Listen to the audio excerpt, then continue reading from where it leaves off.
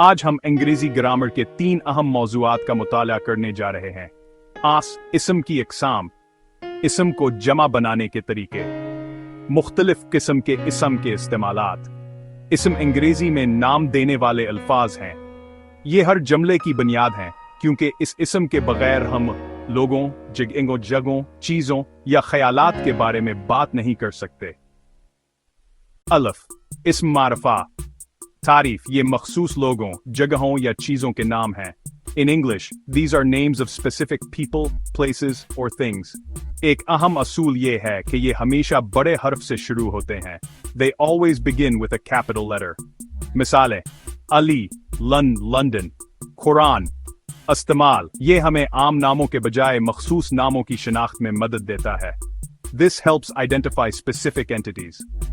B. इसम निकरा, तारीफ, किसी शख्स, जगह या चीज का आम नाम। In English, it's the general name for a person, place, or thing. मिसालें: लड़का, boy, city, किताब, book। इस्तेमाल, ये किसी मखसूस नाम के बजाय एक पूरे तबके की तरफ इशारा करता है। It refers to a class instead of a specific one. J. इसम जमा, तारीफ, लोगों, जानवरों या चीजों के गुरूह के नाम। These are names for a group of people, animals, or things. मिसालें: टीम, खानदान, फैमिली, रियोर्ड। इस्तेमाल, ये एक गुरूह को वाहिद इकाई के तौर पर जाहिर करता है। It represents a group as a single unit. D. इसम कैफियत, तारीफ, किसी ऐसे ख्याल, खूबी या एहसास का नाम जिसे छुपा ना जा सके। It's the name of an idea, quality, or feeling that cannot be touched. मिसालें: ईमानदारी, मोहब्बत, love, आज़ादी, freedom। इस्तेमाल, ये इन गैर मादी खूबियों और जज्बात का इजहार करता है जो इंसानी तजुर्बे को गहराई देते हैं। They express intangible qualities that shape our experience. हा, इसम मादा, तारीफ, इन मादों के नाम जिनसे चीजें बनती हैं। They refer to materials or substances from which things are made. मिसालें: सोना, gold, पानी, liquidy wood। इस्तेमाल, ये किसी चीज के खाम माल की निशानदही करता है। It identifies the raw material of an object. Wa, ism adad or ism ghair adad, and uncountable nouns. Ism adad या countable nouns वो चीजें हैं जिन्हें हम गुन सकते हैं, जैसे सेब, apples और कलम, pens. जबकि इसम गैर अदद या uncountable nouns वो हैं जिन्हें गुना नहीं जा सकता, जैसे चीनीगर और मालूमात, information. इस्तेमाल, ये फर्क हमें an, many और much जैसे अल्फाज का सही इस्तेमाल करने में मदद करता है।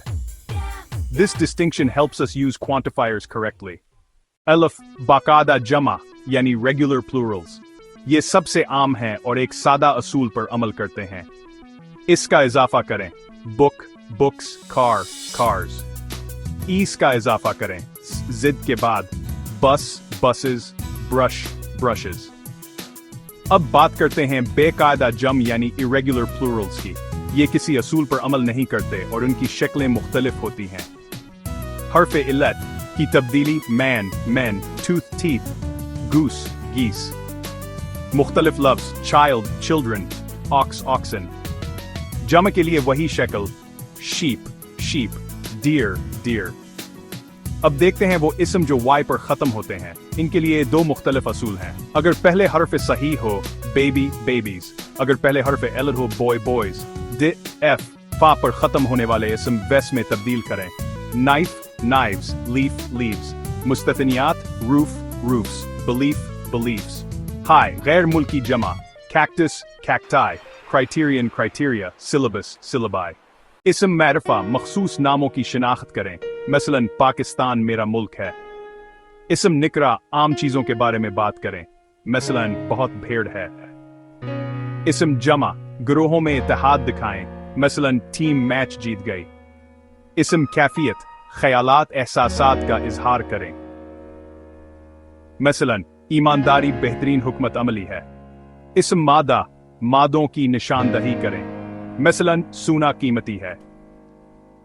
अब अदद, आदाद के साथ इस्तेमाल होते हैं, मसलन मैंने 3 किताबें खरीदें। इसम गैर अदद, मकदार बताने वाले अल्फाज के साथ इस्तेमाल होते हैं, मसलन मुझे थोड़ा पानी चाहिए। तो आइए जल्द से दोहरा लें: اسم यानी नाउन्स नाम देने वाले अल्फाज हैं।